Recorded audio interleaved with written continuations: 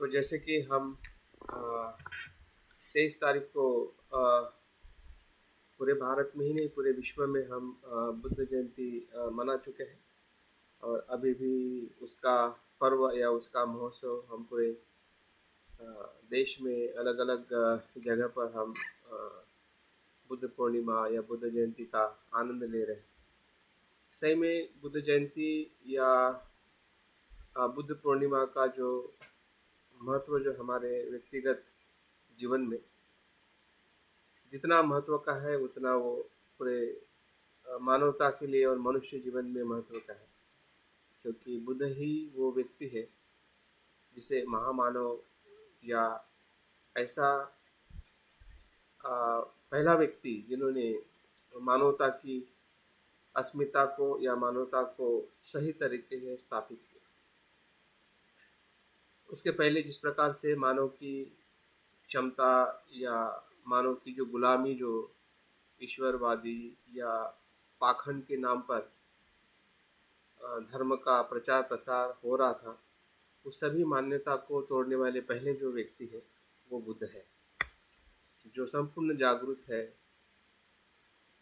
संपूर्ण प्रज्ञावान है, करुणावान है। ऐसे बुद्ध का जन्म इस धरती पे होना एक बहुत ही अद्भुत और एक दुर्मिळ और बहुत ही असंभव जैसी बात है कि जो संभव हुई है। और इसलिए बुद्ध कहते हैं कि मानव का मनुष्य योनि में जन्म होना ये भी दुर्मिळ है,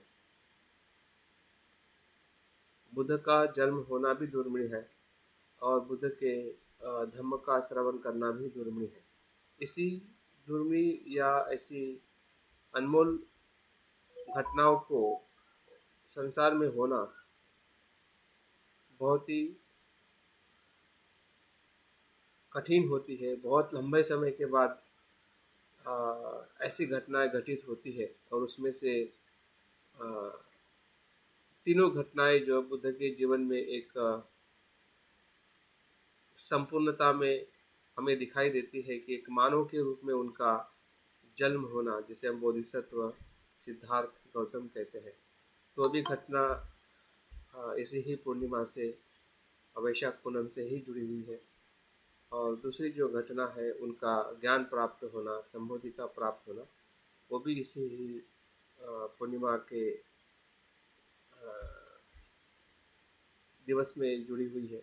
और साथ में उनका महापरिनिर्वाण होना, संसार से विदाई लेना, ये भी उनकी जीवन की महत्वपूर्ण घटना। तीनों घटना जितनी बुद्ध के साथ महत्व की है उतनी हम सभी मनुष्य के साथ महत्व की है, क्योंकि हमारा भी जन्म हुआ है एक मनुष्य के रूप में और हम भी कहीं न कहीं सत्य की खोज कर रहे हैं, जिसे हम ज्ञान, संबोधि या परम सुख और परम शांति की हम खोज करते जा रहे हैं। और हमारा भी इस शरीर से अंत होने वाला है। उसके पहले अगर हम सत्य को प्राप्त करते हैं तो हम भी वही गति प्राप्त कर सकते हैं जिस प्रकार से सिद्धार्थ गौतम ने बुद्ध होने के बाद गति को प्राप्त किया, जिसे हम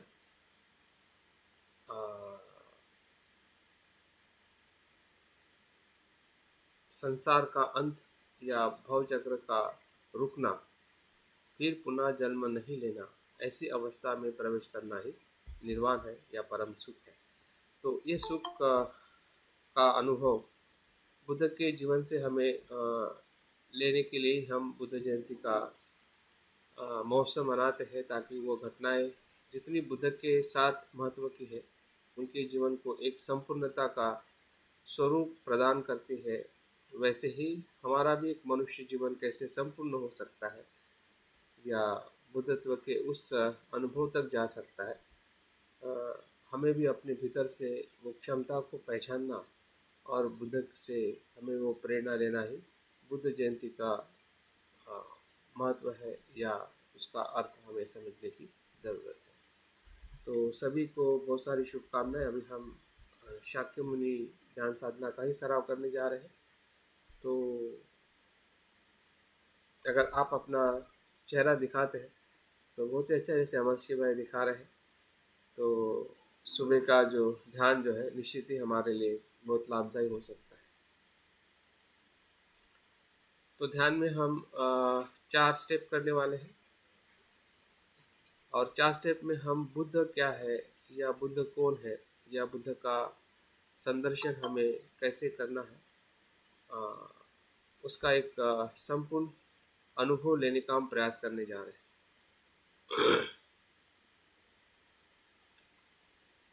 जैसे कि हमने देखा है कि उनके जीवन से घड़ी हुई तीनों घटनाएं जो है, इस हम अ, आज के ध्यान में स्मरण करने जा रहे हैं।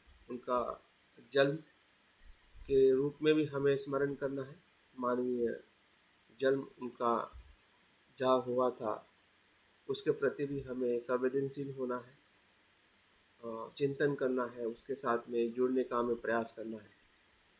तो दूसरी जो उनकी घटना जीवन में रही है, जिसे हम संबोधि का ज्ञान कहते हैं, बुद्धत्व कहते हैं, उसके साथ में भी हम जुड़ने का प्रयास करेंगे। और तीसरी जो घटना जो है वो है उनका परिपूर्ण महानिर्वाण, महापरिनिर्वाण। वो भी एक प्रकार की ध्यान की अवस्था है। जब बुद्ध महापरिनिर्वाण को प्राप्त करते हैं तो भी ध्यान की अवस्था में से ही प्रवेश करते हुए अपनी चेतना का जो संपूर्ण अस्तित्व जो है किस प्रकार से परित्याग करते हैं या किस प्रकार से अनुभव लेते हैं, तो वो महापरिनिर्वाण का भी हम थोड़ा चिंतन करने वाले हैं। तो इन तीनों घटनाओं के साथ हम बुद्ध के जीवन के साथ हम एक प्रकार से कह सकते हैं कि हमारी जो मानसिक क्षमता है, जिसे हम 3 स्वरूप में हम मानसिक क्षमता को देखते हैं। एक विचार करने की क्षमता, जो अक्सर एक मनुष्य को प्राणियों से अलग करती है कि हम प्राणी हैं लेकिन मनुष्य प्राणी है। इसका मतलब हम विचार करने के क्षमता में हम अधिक ज़्यादा है अन्य प्राणियों से, जिसे हम तर्क कहते हैं, जिसे हम विवेक कहते हैं, जिसको हम धम्म विजय कहते हैं। ये विचारों के साथ में स्पष्ट होते जाना कि सच झूठ, सही गलत, कुशल अकुशल, सुख दुख, कुशल अकुशल, इन बातों को जानने वाला जो मन है, क्षमता है, वो वैचारिक क्षमता है कि हम समझ रहे हैं कि हमारे विचारों में, हमारे कृति में सत्य और असत्य क्या है। ये सबसे बड़ी क्षमता है जो हम सब में है, और इसी के कारण है एक मनुष्य के रूप में हम बचपन से लेके अभी तक जो भी हमारा प्रवास रहा है, जिसमें हमने अपने विचारों को कहीं ना कहीं छोड़ा है, कुछ निर्माण किया है, कुछ चले हैं, कुछ का हमने अनुसरण किया है। बहुत सारे ऐसे विचार हैं जो हमारे मन में आते हैं, लेकिन सभी विचार हम अनुसरण नहीं कर पाते हैं, लेकिन कुछ न कुछ करने का हम प्रयास करते आ रहे हैं, क्योंकि हमें वो क्षमता है उस विचारों को आचरण करने की, उस विचारों के साथ में बने रहने की। दूसरी जो हमारे एक मनुष्य रूप में क्षमता है वो है हमारी भावनाएं। विचार से ही संपूर्ण अस्तित्व नहीं होता है। एक मनुष्य के रूप में हम सिर्फ विचार करने वाले प्राणी नहीं हैं, बल्कि हमें भावना है। भावना का मतलब उस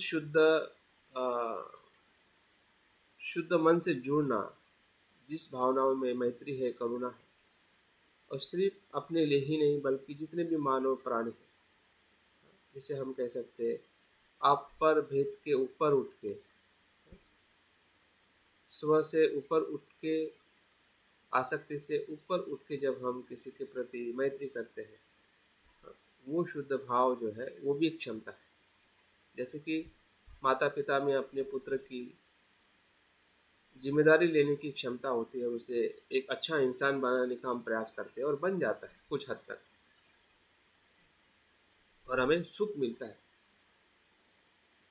तो वैसे ही हमारे भीतर अपने आप को बुद्ध के उस भाव में निर्माण करने की भी क्षमता है। अगर पुत्र से अगर हमें प्रेम नहीं है, स्नेह नहीं है, उसका उसकी जिम्मेदारी लेने की अगर हम अ, क्षमता को नहीं बढ़ाते हैं, सहन सहन नहीं करते हैं, प्रयास नहीं करते, तो शायद हम अपने पुत्र को सही दिशा नहीं दे पाते। अगर हमने दी है, इसका मतलब हमें क्षमता है और भावना है। जिस भावनाओं को हम अ, एक अपनी क्षमता के रूप में हम देख पा रहे हैं। हाँ, तो एक इंसान को बनाना और एक अपने आप को बुद्ध बनाना, आप किसी आपके परिवार के लोगों को जब मदद करते हैं तो उसको हम एक अच्छा इंसान बनाने का प्रयास करते हैं और उसमें भावना होती है। वैसे ही एक बुद्ध बनाने की जो भावना है, हाँ, वो भी हमारी क्षमता है, बुद्ध बनने की भावना। और तीसरा है कि उस भावनाओं के साथ हमें जो ऊर्जा है, ये सभी जो विचार और भावना जो है वो ऊर्जा का स्रोत है। विचार और भावना कभी भी स्थिर नहीं होती है, रुकती नहीं है और उसका कोई सीमा नहीं है। जब उसी ही विचार और भावनाओं को हम ऊर्जा के रूप में देखते हैं, असीमता में देखते हैं, उसको बहते हुए देखते हैं, उसके स्वरूप की जो अ, अंतिम उसका जो पहलू है, उसका जब हम अनुभव करते हैं तो सभी से हम पर हो जाते हैं। सब कुछ हमारे भीतर या हम सब कुछ के भीतर हम एहसास करते हैं। तो उस ऊर्जा को जब हम अनुभव करते हैं तो वो भी देखने की क्षमता मन में है। तो इन तीन ही क्षमता को अगर हम अपने भीतर देखते हैं तो बुद्ध का भी स्वरूप ऐसा ही है। जब हम अपने आप को पहचानते हैं कि मेरा मन क्या देख सकता है, क्या जान सकता है, तो ही हम बुद्ध के जीवन को समझ सकते हैं और देख सकते हैं। तो बुद्ध भी क्या है? बुद्ध भी एक वैचारिक शुद्धता है। जैसे हम हाँ, यथार्थ दर्शन जो बुद्ध को हुआ है, हाँ, उस यथार्थ दर्शन का स्वरूप जो है वैचारिक शुद्धता है, जिसमें वो सत्य को पूरी तरह से स्पष्ट देखते हैं कि कैसे उत्पन्न हो रहा है, कैसे लय हो रहा है, जैसा है वैसा देखना। यही वैचारिक स्पष्टता है, वैचारिक शुद्धता है, जिसे हम बुद्ध की प्रज्ञा कहते हैं। जो प्रज्ञा से अस्तित्व को देखता है वो पूरी तरह से मुक्त हो जाता है उस अज्ञान से, उस आसक्ति से जिसके कारण वो संसार में बंधा रहता है या दुखी रहता है। वो सभी क्लेश, सभी जो विचार जो है बंधने के, सब टूट जाते हैं क्योंकि उन्होंने प्रज्ञा से जान लिया कि अस्तित्व क्या है। सिर्फ जानते ही नहीं है, बल्कि वो अपने मैत्री और करुणा से लोगों से जुड़ जाते हैं, अस्तित्व से फिर से जुड़ जाते हैं। प्रज्ञा अस्तित्व से आपको मुक्त करती है और मैत्री और करुणा अस्तित्व को फिर से जोड़ देती है। मतलब आप में ना शाश्वतवाद है ना उच्छेदवाद है। हाँ? उच्छेदवाद भी नहीं है। बुद्ध होना मतलब सब कुछ छोड़ देना, ऐसा नहीं है। बुद्ध फिर से जुड़ जाते हैं अस्तित्व के साथ और सभी के हित और कल्याण के लिए वो कार्य करते हैं। तो उनका जो भावनिक स्वरूप जो है, वही हमारा भी भावनिक स्वरूप है, जो हम अपने बच्चे के लिए पूरा जीवन समर्पित कर देते हैं। और जब बच्चे हमारे उस विचार से, उस भाव से जब हमें नहीं होते हुए देखते हैं तो हम कितने दुखी हो जाते हैं, लेकिन होते हुए देखते हैं तो हम कितना सुखी हो जाते हैं कि जो मैंने परिश्रम किया है, जो मैंने अपने बच्चों में जो अ, ऊर्जा लगाई है, जिम्मेदारी लेके जो काम किया है, उसका मुझे फल मिला है। तो बुद्ध भी जो है, हाँ, वो संसार के उसी अस्तित्व के साथ जुड़ जाते हैं जो जिस अस्तित्व से संसार बना है। तो ये भी बुद्ध का सबसे महत्वपूर्ण स्वरूप है। और तीसरा जो स्वरूप है, वो ऊर्जावान है। बुद्ध अपने आप में ऊर्जा, और कभी भी समाप्त नहीं होती है, नष्ट नहीं होती है। अभी नष्ट नहीं होती है, इस शब्द को कभी कभी हम नित्य समझते हैं। नित्य मतलब नष्ट नहीं होना, ऐसा नहीं होता है। नष्ट नहीं होती है मतलब निरंतर बहती रहती है। वो तब भी है, अभी भी है और कल भी रहेगी। रहेगी इसका मतलब बदलाव नहीं होता है, ऐसा नहीं है, बदलाव होते हुए रहती है। जैसे कि हवा है, आपका शरीर है, लेकिन वो बदलता हुआ शरीर है, वो कोई नित्य शरीर, नित्य नित्य हवा नहीं है। तो बुद्ध की भी जो काया है, बुद्ध का जो अस्तित्व है, वो निरंतर रहता है, ऊर्जा के रूप में वो आप कभी भी उसको अनुभव कर सकते हैं। सांस को देखते देखते अनुभव कर सकते हैं, शरीर को देखते देखते अनुभव कर सकते हैं, दुख को देखते देखते अनुभव कर सकते हैं। तो उस स्वरूप में बुद्ध हमारे साथ, या धम्म के उस सत्य के साथ हमेशा वो विराजमान रहते हैं। तो वो बुद्ध का ऊर्जा का स्वरूप है, वो कभी भी नष्ट नहीं होता है, वो असीम और अनंत बहते रहता है। भले उनका महापरिनिर्वाण में शरीर समाप्त हुआ है, पर जो चार घटक है वो विलीन हुए हैं, लेकिन उनका जो बुद्ध का जो तत्व है वो ऊर्जावान है।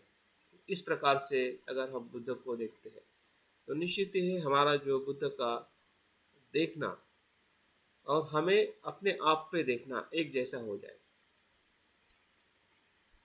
फिर वहाँ पे कुछ अस्पष्टता नहीं रहेगी, क्योंकि आपने अपने आप को भी देख लिया कि आपकी क्षमता क्या है, और हमने बुद्ध को भी कुछ हद तक समझने का प्रयास किया है कि बुद्ध का स्वरूप क्या है। और उस बीच की जो गैप है, उस बीच का जो समय है, वो समय एक प्रकार से वो हमारे उधर जाने का समय है, जिस मार्ग से हम चल रहे हैं। फिर वो शील हो, समाधि हो, प्रज्ञा हो, या जिसका भी मार्ग हम अनुसरण कर रहे हैं, वो मार्ग निर्धारित करेगा कि हम बुद्ध के कितने समीप जा रहे हैं, या बुद्ध हमारे कितने समीप आ रहे हैं। हमें बुद्ध के समीप जाना और बुद्ध हमारे समीप आना एक जैसा ही है। ध्यान करने से हम बुद्ध के समीप जाते हैं और बुद्ध भी हमारे समीप आते हैं, क्योंकि बुद्ध तो वहीं पे है। हमें लगता है कि बुद्ध हमारे पास में आते हैं या हम बुद्ध के पास में जाते हैं, लेकिन बुद्ध तो वहीं पे है।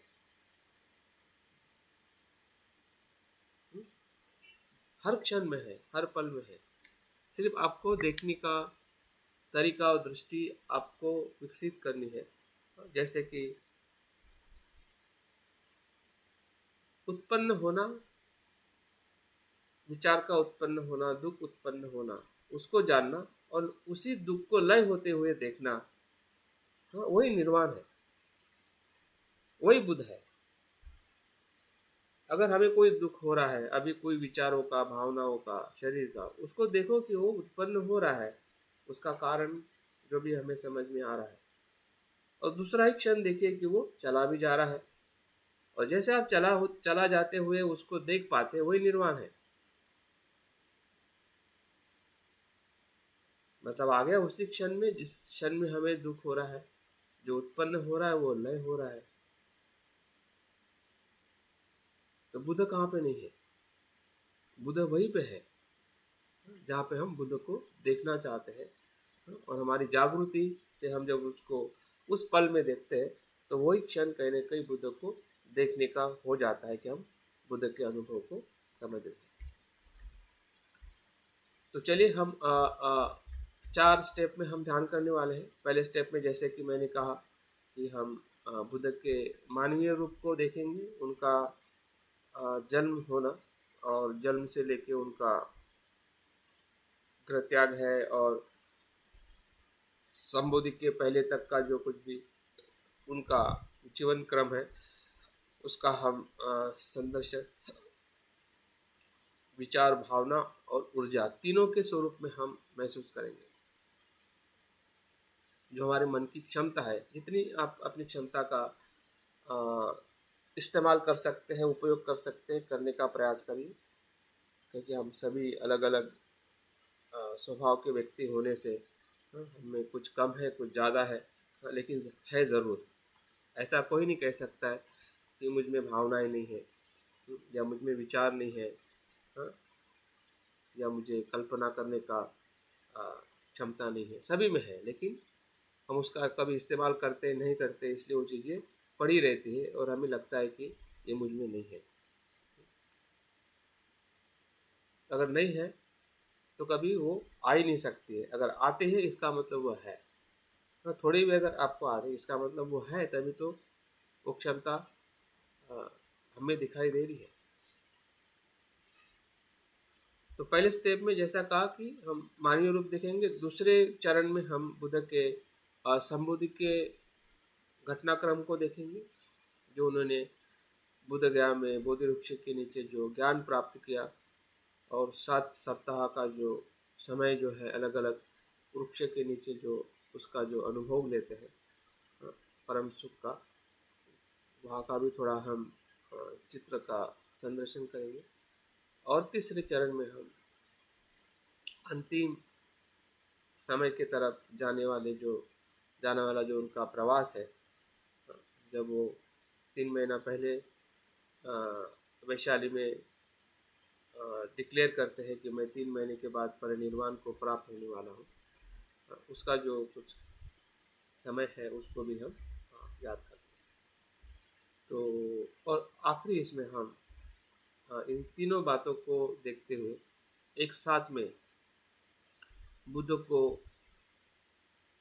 जो बुद्ध के तीनों जो पहलू है, प्रज्ञा, करुणा और ऊर्जा, इन तीनों स्वरूप को हम एक साथ में हमारे साथ कैसा उनका संपर्क होके हमारे भीतर जो परिवर्तन है, शुद्धता है, कैसे हम देख पा रहे हैं, हमारे साथ उनका संबंध कैसे हम महसूस कर रहे हैं, उसका हम संदर्शन करके ध्यान को समाप्त करने वाले हैं। ठीक है, चलिए फिर ध्यान के लिए अपने शरीर को स्थिर कर लीजिए, ध्यान की मुद्रा में बैठ जाइए।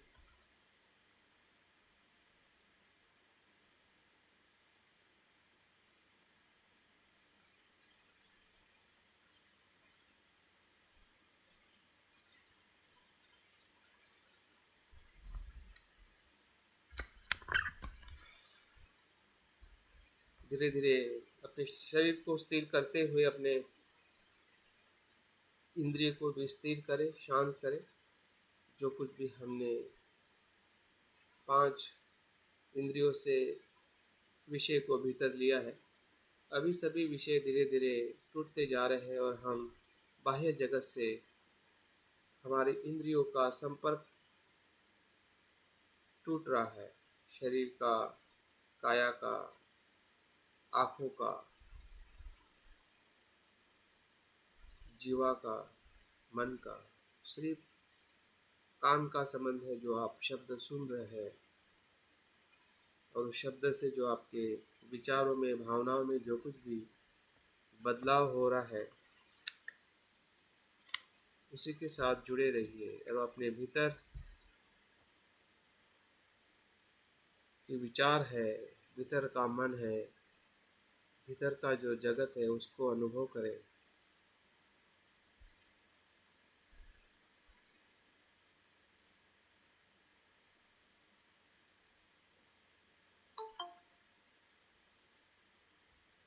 जब हमारा बाह्य जगत से शरीर और मन जुड़ा रहता है,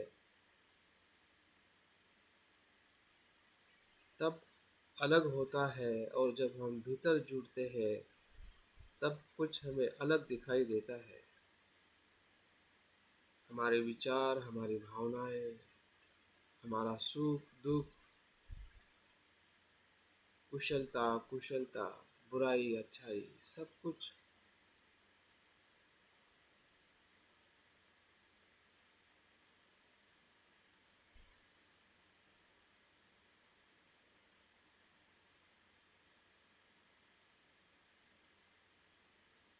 ये हमारे ही कर्म का परिणाम है, जो हमें अपने भीतर दिखाई दे रहा है। उससे भागिए मत, उसे स्वीकार करें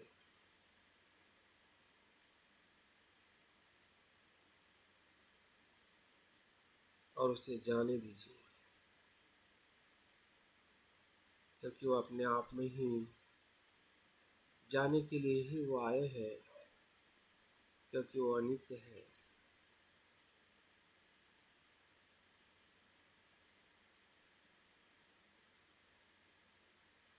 धीरे धीरे मन में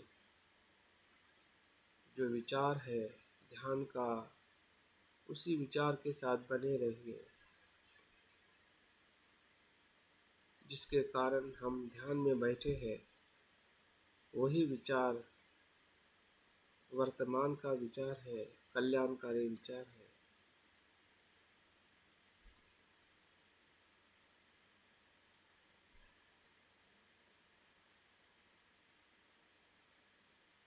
हमारे सुख का मार्ग है।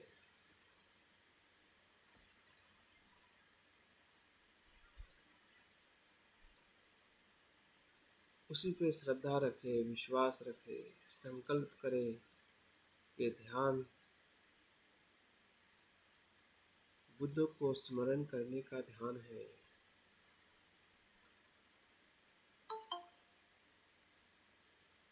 शाक्य मुनि बुद्ध, जिसे हम सिद्धार्थ गौतम बुद्ध कहते हैं,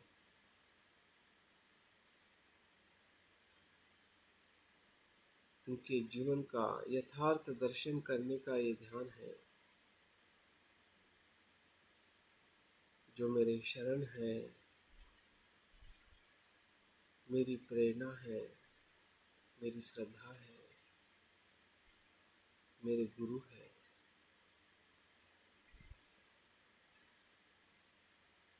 उसको ध्यान से देखने का ये सराव है।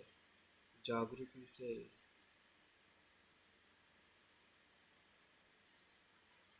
शांत मन से, स्थिर मन से हम बुद्ध को देखने जा रहे हैं। एक ऐसी यात्रा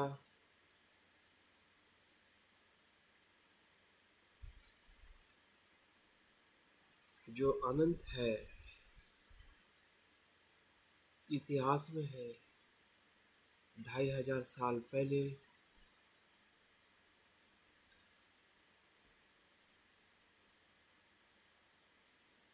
बुद्ध का जन्म हुआ है, लेकिन वो आज भी हमारे वर्तमान में हमें दिखाई दे रहे हैं। हमारी वर्तमान की स्मृति से भूतकाल की स्मृति में हमें प्रवेश करना है।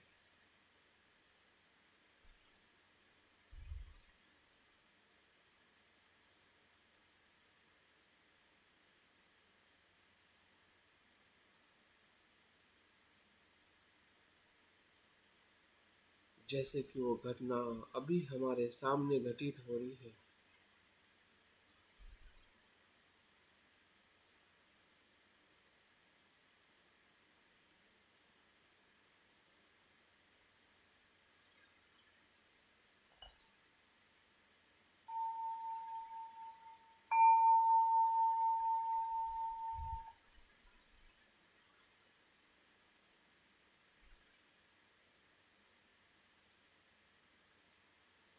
मन को खुला रखे, आकाश की जैसा मन को देखे। उस खुले आकाश के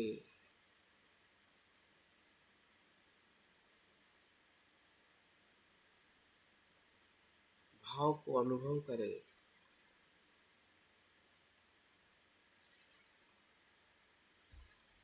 मन का खुलापन ही मन का आकाश है। जैसे जैसे हम शब्दों को सुनते जा रहे हैं, उसी शब्द के आधार पर हमें अपने विचारों को और कल्पनाओं को निर्माण करना है। ध्यान के प्रथम चरण में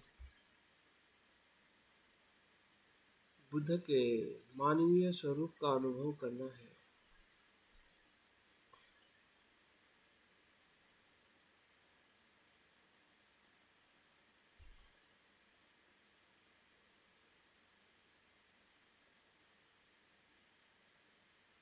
देखिए उस पूनम की रात को,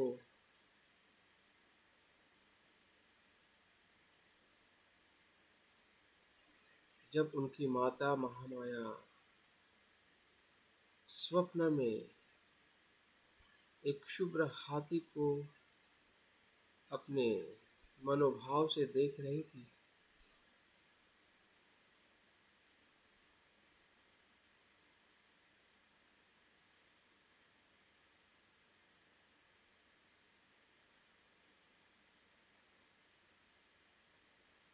माता महामाया जो अपने मन में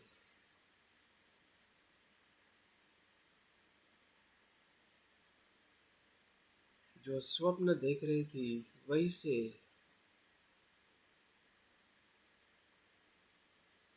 बुद्ध का जन्म प्रारंभ होता है।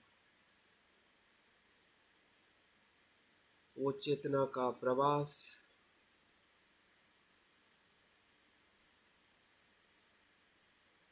तुषित देवलोक से होते हुए मनुष्य लोक का प्रवास है, जो महामाया के स्वप्न में एक सफेद हाथी के स्वरूप में बोधिसत्व महामाया से याचना करते हैं अपनी माता होने का, मनुष्य जीवन में प्रवेश करने का। जो हमने ग्रंथों में पढ़ा है, अभी हमें अपने मन से देखने का अनुभव करना है। एक बोधिसत्व के रूप में महामाया के गर्भ में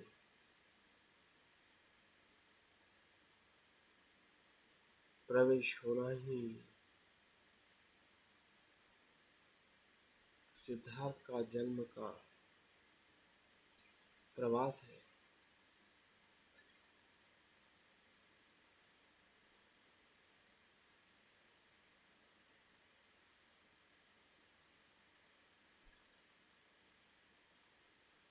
वही गर्भ 10 महीने तक महामाया के पेट में विकसित होता है।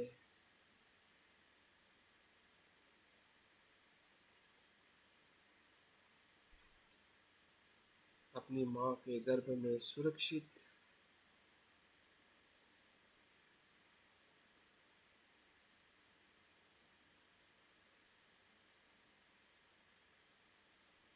बोधिसत्व का जन्म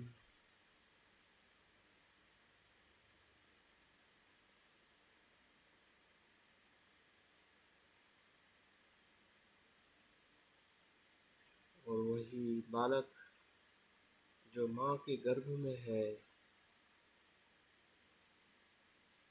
वो लुम्बिनी वन में महामाया के गर्भ से बाहर आता है।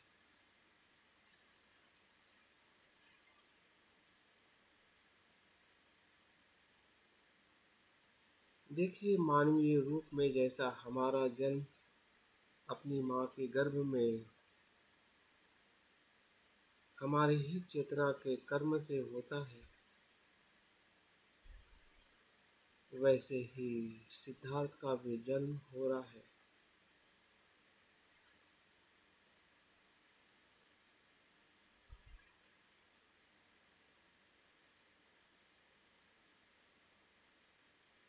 हमारा भी जन्म माँ के गर्भ में सुरक्षित था, जब हमारी चेतना माँ के गर्भ में प्रवेश की थी।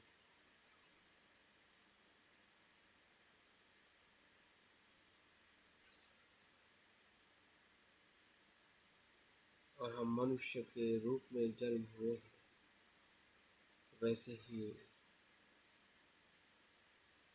बुद्ध का जन्म बोधिसत्व के रूप में लुम्बिनी वन में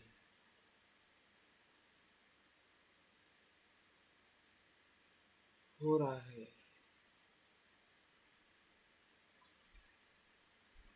और सूत्र में ऐसा लिखा है, जैसे ही उस बालक का जन्म होता है और 7 कदम और चलने लगते हैं। भले वो एक मीथ है, कल्पना है, लेकिन वो बोधिसत्व की और बुद्ध होने की घोषणा है। जैसे कि आपने कई ऐसे प्राणी देखे हैं जो प्राणी जन्म लेके ही चलने लगते हैं, जैसे कि घोड़े का बच्चा, हाथी का बच्चा, एक जन्म लेकर ही चलने लगते हैं। ये नैसर्गिक प्राणियों की प्रक्रिया है।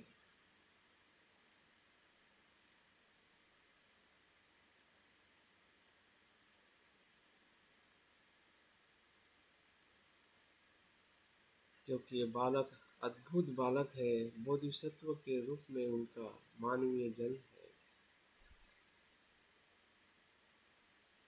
उनके साथ में ऐसा घटित होना ये कोई चमत्कार नहीं है।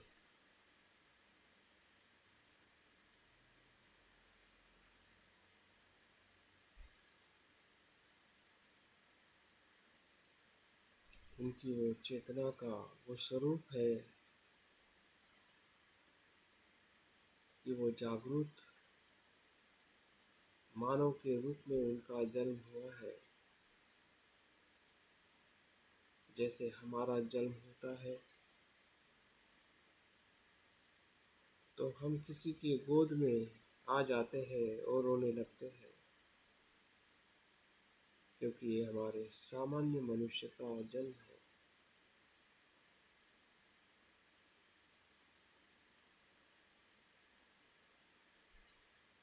ये बुद्ध का बोधिसत्व के रूप में जन्म है।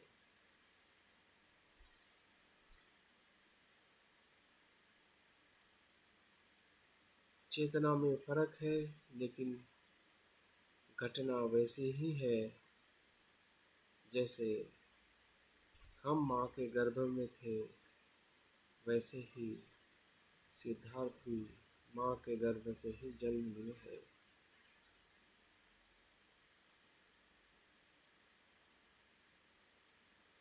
क्या हम इसे देख पा रहे हैं अपने विचारों से, अपनी भावनाओं से, अपनी ऊर्जा से?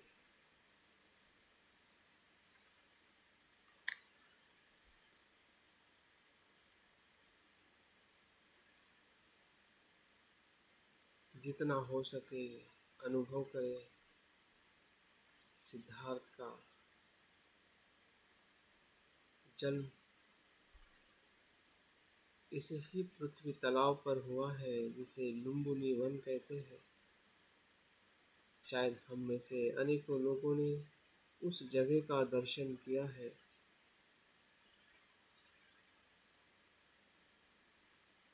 जिस सुंदर वन में निसर्ग के प्राकृतिक सुंदरता में सिद्धार्थ का जन्म हुआ है। सुंदर पेड़ पौधे, पक्षी, सुंदर तालाब जहाँ पे उनका स्नान कराया गया, और महामाया के बुद्ध या पुत्र प्राप्ति का संदेश पूरे राजधानी में फैलते गए। और ऐसा कहा जाता है जब सिद्धार्थ का जन्म हुआ उसी समय बोधि वृक्ष का जन्म हुआ।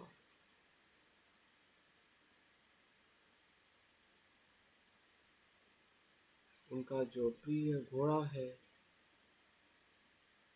कंठक, उसका मित्र छन,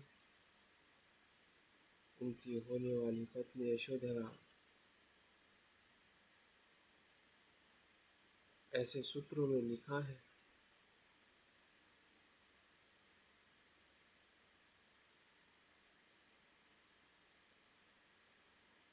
जो बुद्ध से जुड़ी हुई महत्वपूर्ण व्यक्ति है,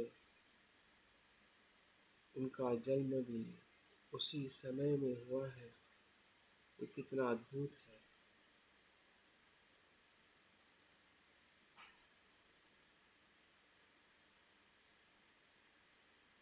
और ऐसा होना संभव है क्योंकि हम ही जन्म लेते हैं, ऐसा नहीं है। संसार में उसी समय बहुत सारी घटना घटित होती है।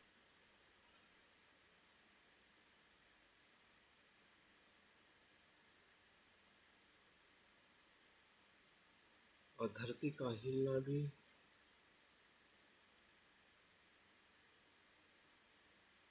क्योंकि ये बोधिसत्व का जन्म बुद्ध होने के लिए हुआ है।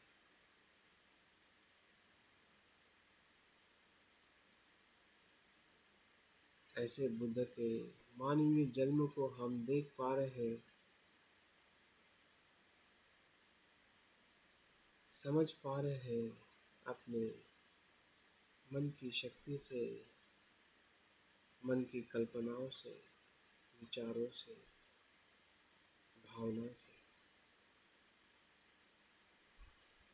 जैसे कि हम उस समय में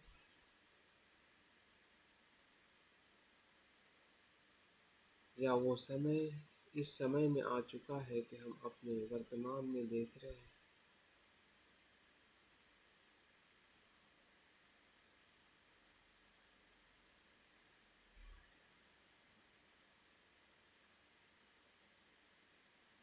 इतना अद्भुत है बोधिसत्व का जन्म होना।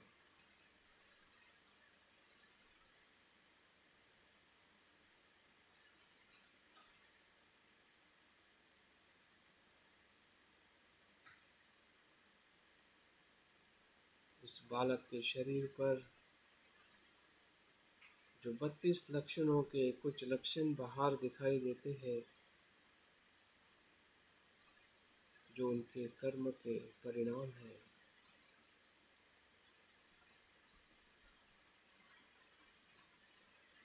उनकी काया की सुंदरता हो,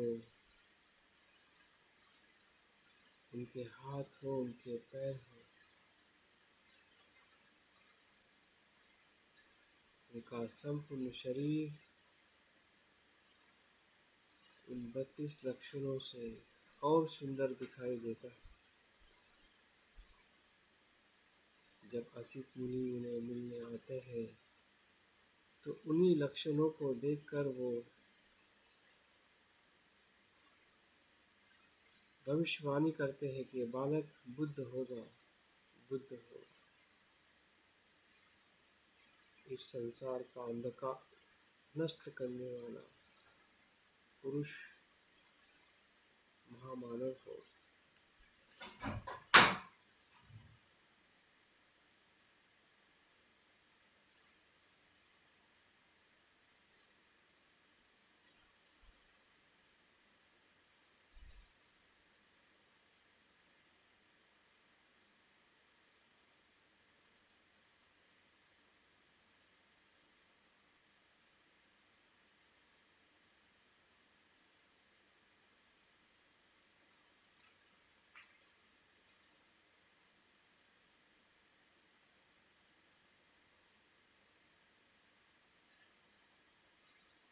उस बालक का नामकरण हो सिद्धार्थ के रूप में, जो सिद्धि को प्राप्त करने वाला,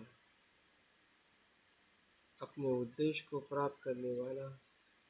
इस अर्थ से सिद्धार्थ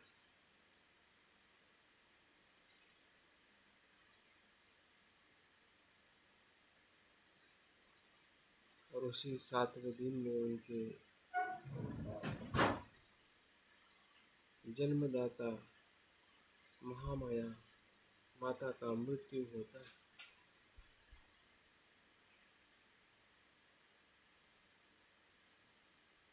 ये सभी घटनाएं एक मानवीय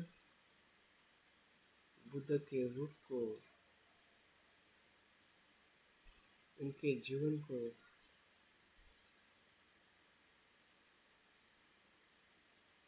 दर्शाती है। उनकी सुंदरता, उनके लक्षण, उनका नाम और वियोग, माता का वियोग।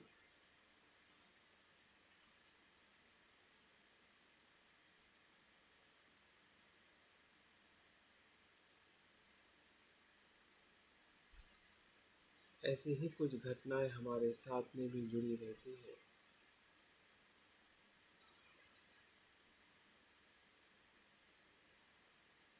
देखिए, वो बालक धीरे धीरे बड़ा होता है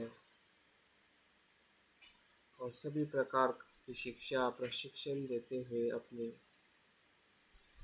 युवा अवस्था में पहुंचता है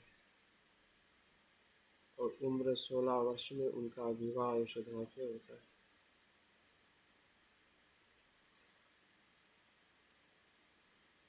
और संसारिक जीवन, सुख सुविधा का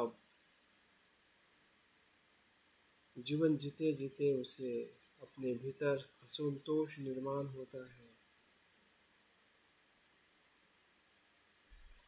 जब वो जीवन के सत्यता को देखता है, अपनी खुली आंखों से बीमार, वृद्ध और मृत व्यक्ति को देखता है,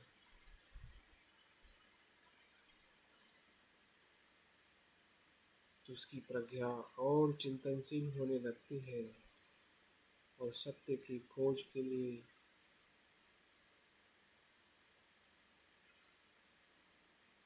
वर्ष के 29 उम्र में गृह त्याग करता है।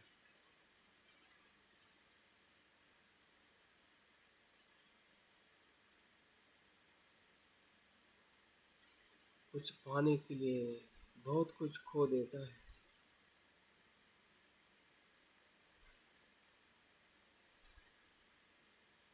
क्या हम गृह त्याग नहीं करते?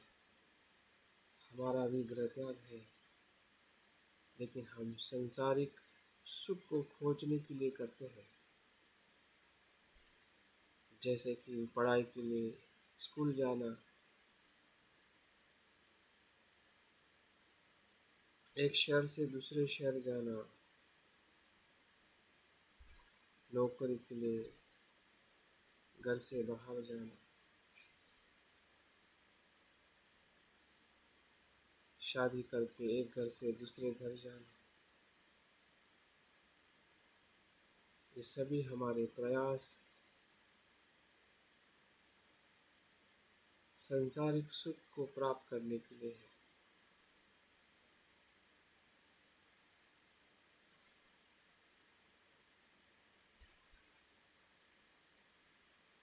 लेकिन सिद्धार्थ, बोधिसत्व सिद्धार्थ का जो गृह त्याग है, वहाँ अभिनिष्क्रमण है, जो संसार के दुख को और उसके कारण को ढूंढने के लिए उन्होंने त्याग किया है।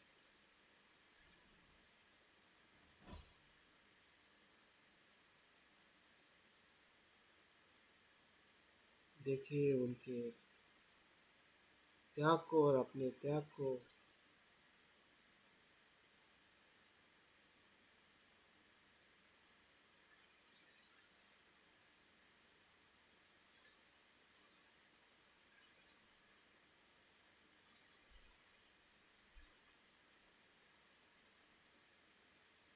और उसके बाद उस समय जो भी गुरु और शिक्षाएं उपलब्ध थी, उसका वो पूरी तरह से शिक्षा लेते हैं। फिर वो आलार कालाम हो या उद्दत रामपुत, या उसके बाद 6 वर्षों तक कठोर तप, ये 3 प्रकार के मार्ग उस समय उपलब्ध होते हैं। ध्यान का, सुख का मार्ग और शरीर को अधिक कष्ट तप करके मोक्ष का मार्ग। लेकिन ये दोनों मार्ग उनके अनुभव में, परीक्षण में, उनके धम्म विचय में मूर्खों के मार्ग, अज्ञान के मार्ग, असम्यक मार्ग लगते हैं।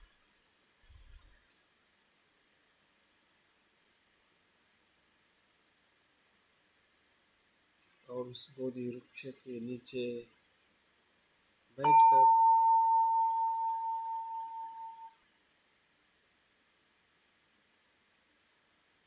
वो मध्यम मार्ग का अनुसरण करते हैं।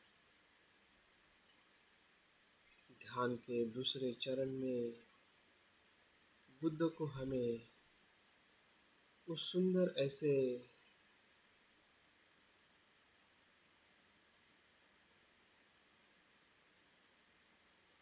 बुद्ध गया के उस निरंजना नदी के किनारे जो सुंदर रम्य परिसर है, जो फूलों से सुंदर ऐसे पेड़ों से, पक्षियों से, प्राणियों से भरा है,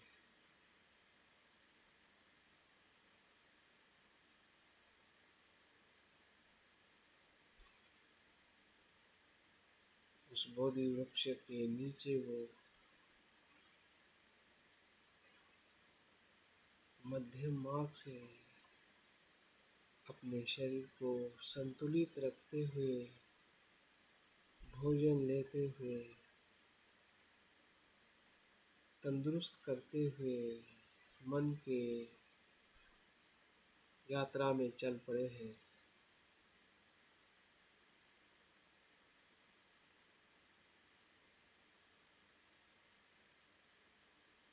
देखिए, उनकी मन की यात्रा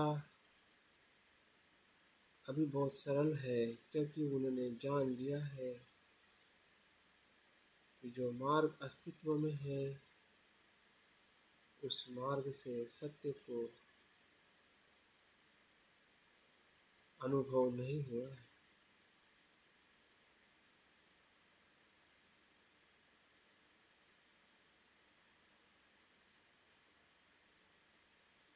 फिर वो संसार का काम छंद का मार्ग हो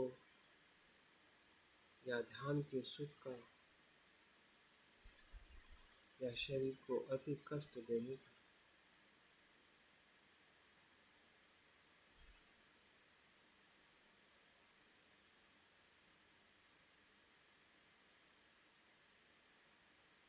वे अपने भीतर पांचों बलों का अनुभव करते हैं।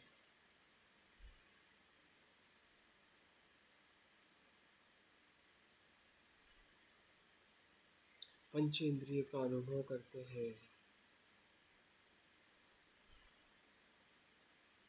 वे कहते हैं कि मुझ में श्रद्धा है, मुझ में प्रज्ञा है, समाधि है, वीर्य है, स्मृति है।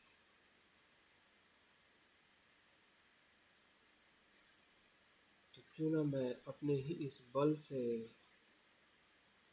सत्य की खोज करूं।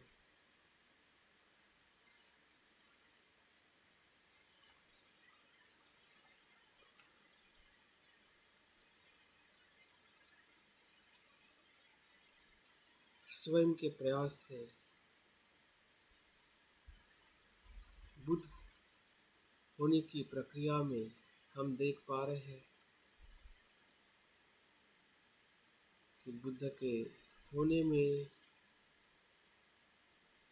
उनका ही बल, उनकी ही मन की क्षमता धीरे धीरे बढ़ते जा रही है।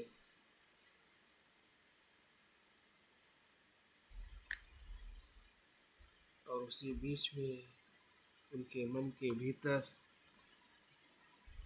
विकार के रूप में मार उनके सामने आते हैं।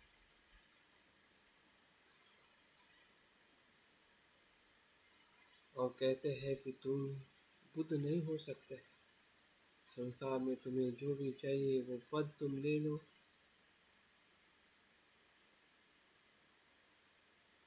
लेकिन बुद्ध तुम नहीं हो सकते।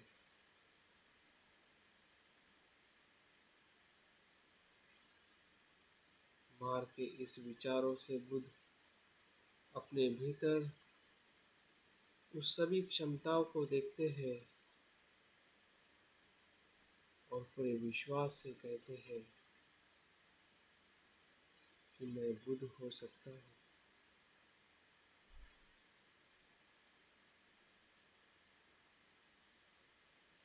क्योंकि मैंने अनंत जन्मों तक पारमिताओं का आचरण किया है।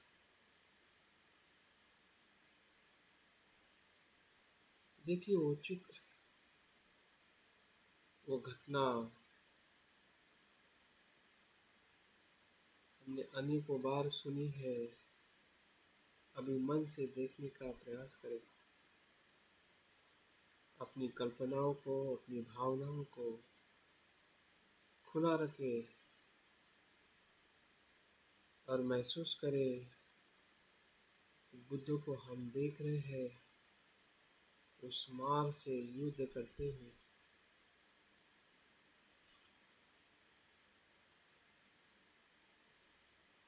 अपनी मार सेना स्त्री के रूप में, भय के रूप में, चिंता के रूप में, लोभ के रूप में बुद्ध पे आक्रमण कर रही है। जैसे कि हमारे ध्यान में न्यूरन आते हैं,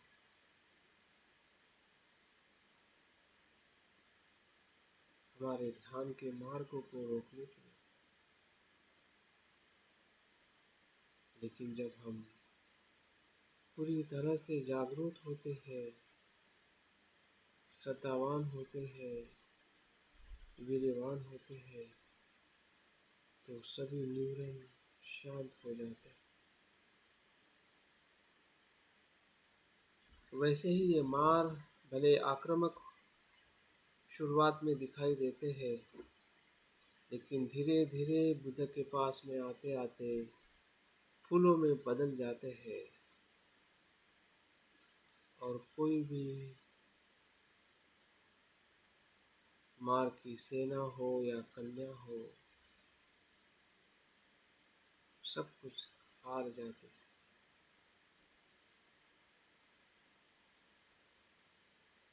जागृति के कारण, वीर्य के कारण।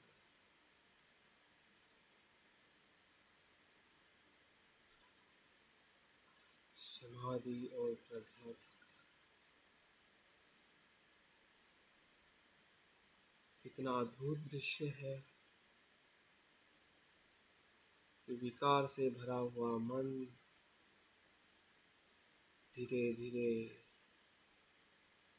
विकारों से मुक्त होता है। और जब मार पूछता है कि तुमने जो कुशल कर्म किया है उसका साक्षी कौन है, तब सिद्धार्थ अपना दाहिना हाथ जमीन पर स्पर्श करता है और स्पर्श से साक्षी के रूप में भूमाता का रूप बाहर आता है। ये पृथ्वी माता मेरी साक्षी है। जब जब मैंने इस धरती पर जन्म लिया है, ये पृथ्वी माता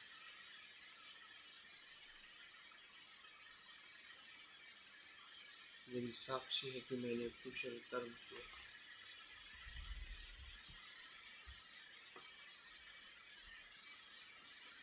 और तब जाके मार वहाँ से विलीन हो जाता है और बुद्ध का चित्त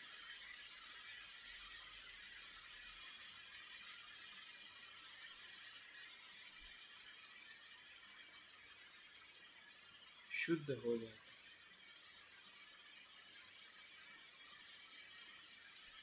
और उस शुद्ध चित्त में सब कुछ जैसा है वैसा दिखने लगता है।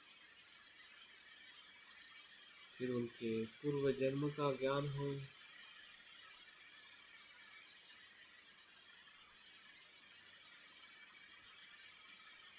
या संसार चक्र का ज्ञान हो,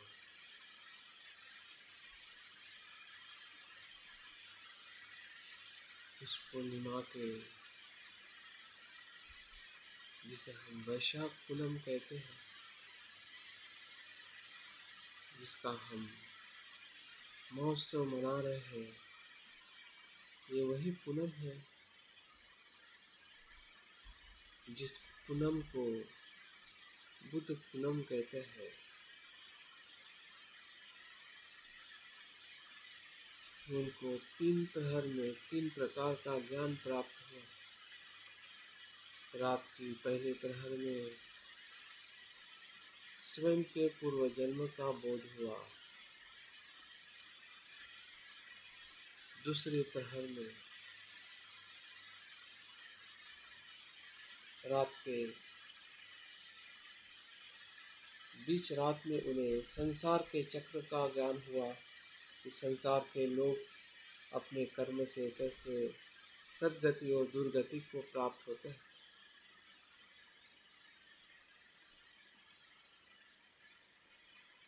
और तीसरे प्रहर में प्रतीक समुत्पाद का ज्ञान।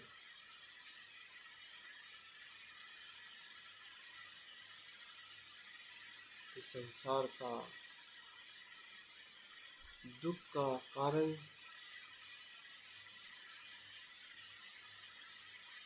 अज्ञान से संस्कार, संस्कार से विज्ञान, इस प्रकार से 12 निदानों का बोध होना ही प्रतीक समुत्पाद का बोध है। संसार के दुख चक्र का अनुभव होना ही प्रतीक समुत्पाद है।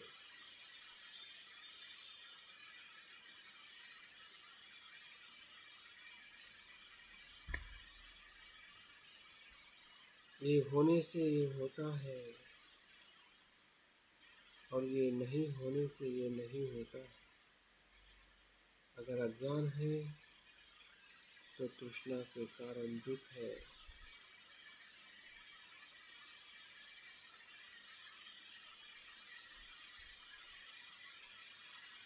अगर अज्ञान का नाश है, अज्ञान नहीं है, प्रज्ञा है, तो तृष्णा का नाश है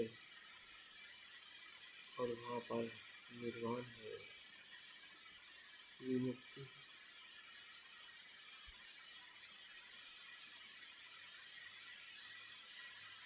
यही संबोधि है, यही बुद्धत्व।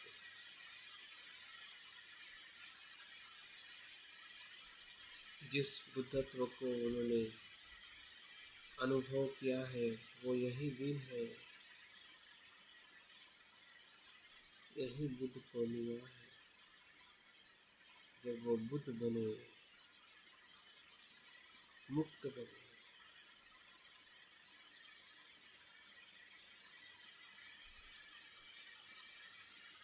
और इसी मुक्ति से वो संसार की मुक्ति के लिए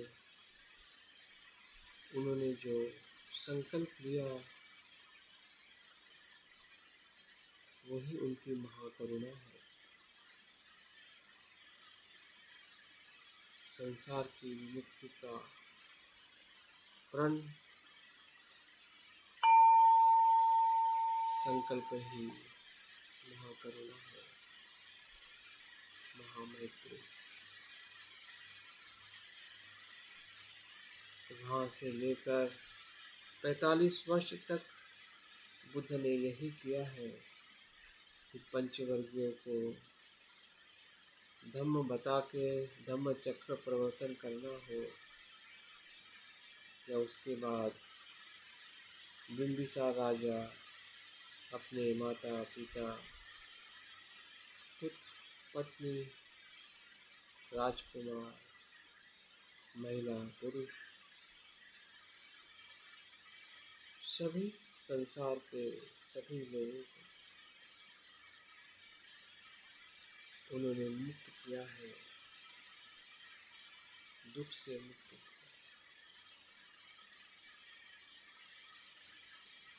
उनके वर्ष के 80 वर्ष तक उन्होंने निरंतर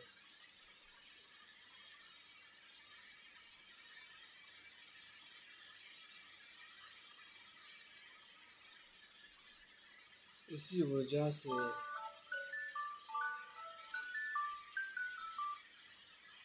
उनका जीवन हमें अनुभव हो रहा है।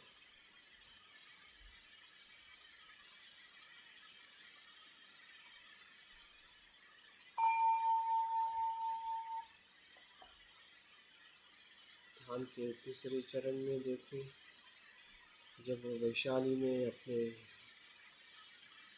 महापरिनिर्वाण की घोषणा करते हैं कि 3 महीने के बाद मैं महापरिनिर्वाण को प्राप्त करूँगा।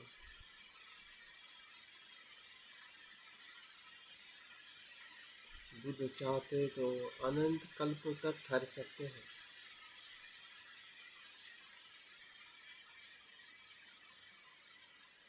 तो बुद्ध ने जब आनंद से कहा कि मैं महापरिनिर्वाण को प्राप्त होने वाला हूँ,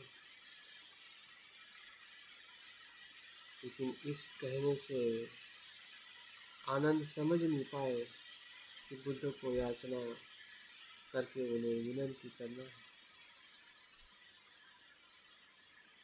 3 बार ऐसा करने के बाद जो मृत्यु मार था उसका बुद्ध ने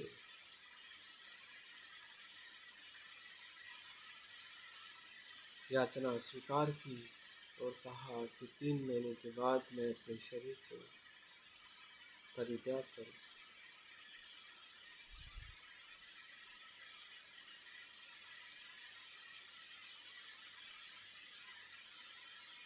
ताकि अपने अनुयायियों को, उस संसार के लोगों को वो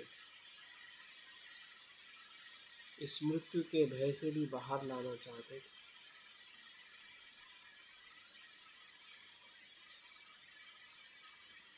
और नैसर्गिक सत्य की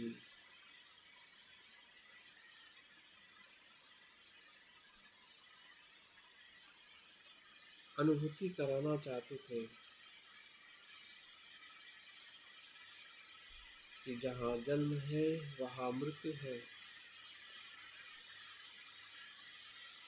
फिर वो मृत्यु बुद्ध का भी क्यों न हो, लेकिन वो शरीर का मृत्यु है।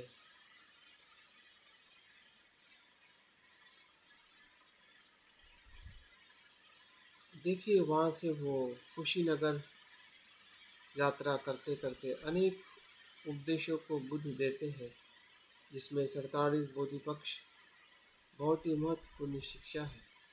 बुद्ध धर्म का संपूर्ण सार इस बोधि पक्ष में बुद्ध बताते हैं, जिसमें 4 प्रयत्न हो, पंचबल हो, पंचधर्म इंद्रिय हो,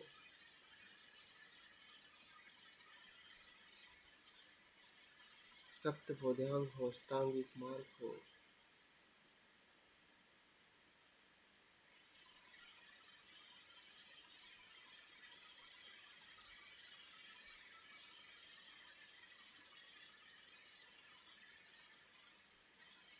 देखिए, बुद्ध उस शाल वृक्ष के नीचे जैसे सिंह अपनी शैया में बैठता है, उसे ही लेटे हुए आसन पर बैठे हैं। और बुद्ध आनंद को कहते हैं कि भिक्षु संघ को कहो और पूछो कि कुछ धम्म के प्रति शंका है या बुद्ध से आप कुछ पूछना चाहते हैं। तो पूरा संघ मौन में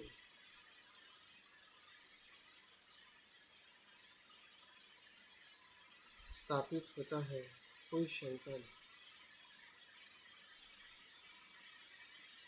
फिर भी बुद्ध अंतिम वचनों को कहते हुए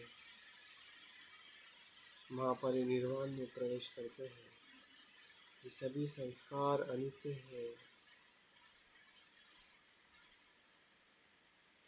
जागरूक रहकर आचरण करें।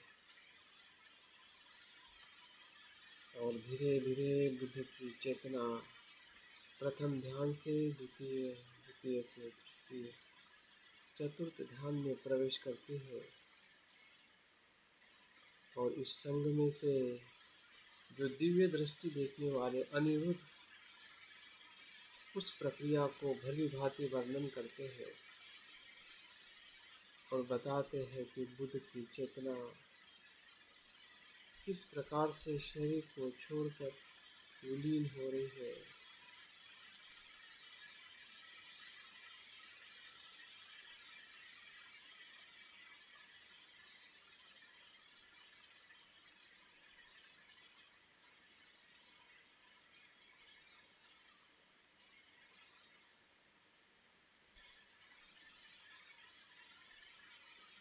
बुद्ध का महापरिनिर्वाण भी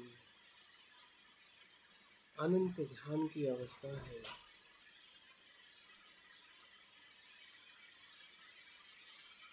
इसलिए उन्हें महापरिनिर्वाण कहा जाता है।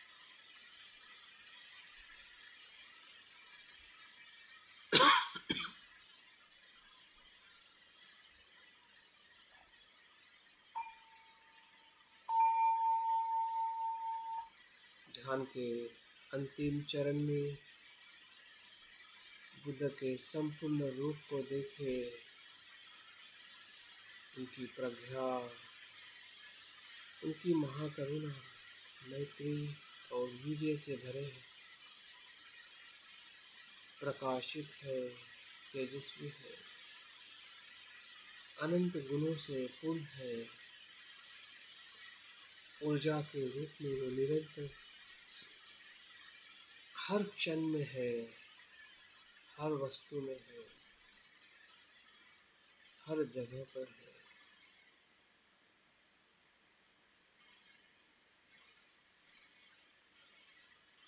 बुद्ध के उस रूप से जो प्रकाश संसार में दसों दिशा में फैल रहा है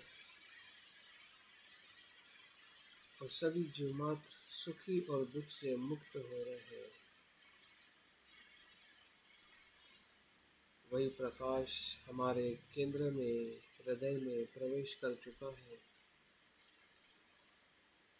और हमारे भीतर की बुद्ध होने की क्षमता, प्रज्ञा, करुणा,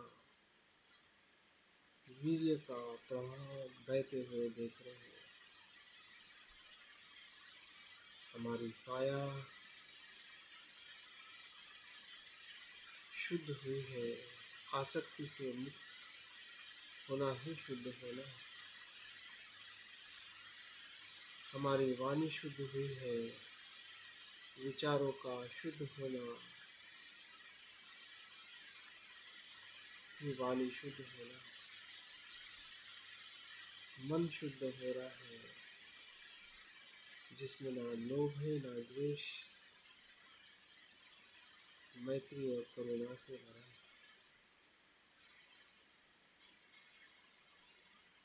जैसे बुद्ध वैसे ही हम।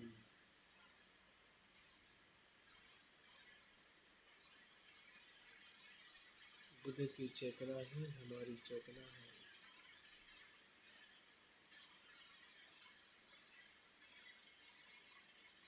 बुद्ध हम में है और हम बुद्ध में, जिसमें करुणा और प्रज्ञा है।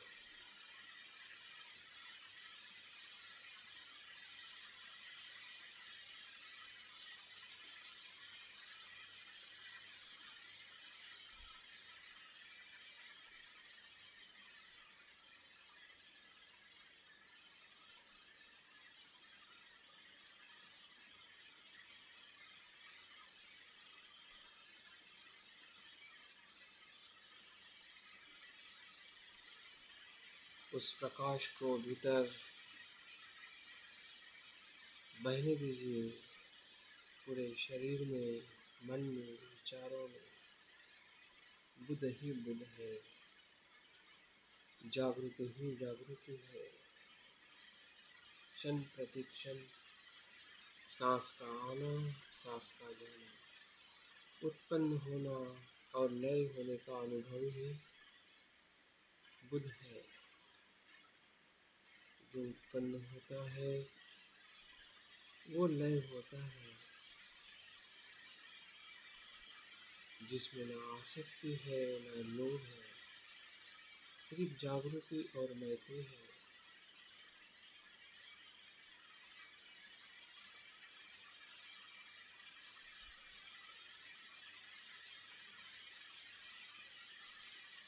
बुद्धं शरणं गच्छामि। ही मे शरणं गयेन बुद्धो मे शरणं गरम् एतेन सच्च वचनेन होतु मे जयम्। बुद्ध ही मेरी शरण है, बुद्ध के सिवा दूसरी कोई शरण नहीं है। इस सत्य वचन से मेरा और सबका कल्याण हो, मंगल हो।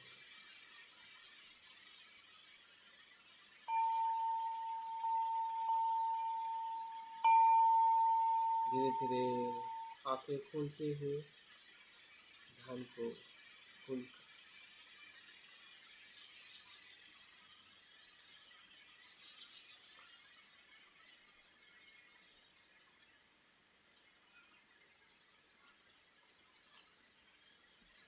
बहुत बहुत साधुवाद आज के इस ध्यान सत्र में जुड़े रहने के लिए। और निश्चित इस ध्यान से हमें और बुद्ध के प्रति जो हमारी श्रद्धा है या बुद्ध को देखने का जो हमारा नज़रिया है ज़रूर बदलने के लिए हमें मदद हुआ होगा।